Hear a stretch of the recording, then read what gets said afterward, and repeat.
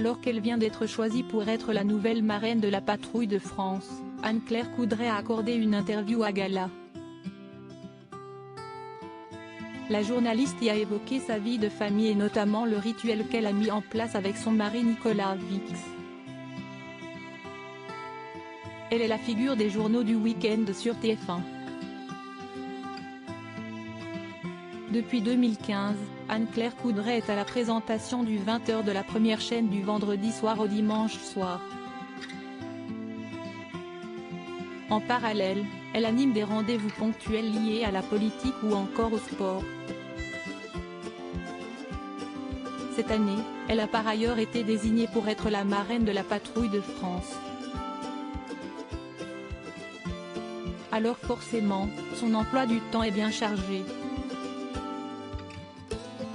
Le peu de temps libre qui lui reste, la journaliste de 46 ans le passe avec son mari Nicolas Vix et leur fille Amalia, qui fêtera ses 8 ans au mois de juillet prochain.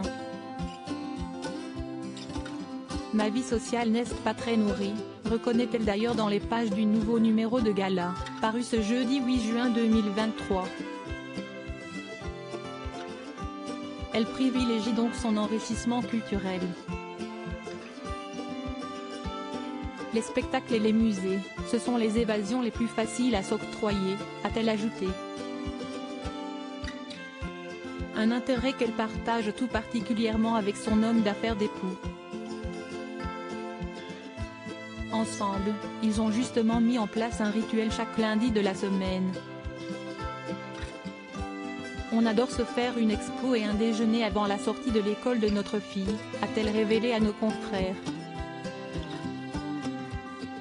Anne-Claire Coudray maintient par ailleurs une autre tradition, laquelle commence juste après le défilé du 14 juillet qu'elle présente depuis 10 ans, lorsque sonne l'heure de ses vacances. À ce moment-là, elle quitte Paris pour Locmariaquer, une commune située dans le département du Morbihan, en Bretagne.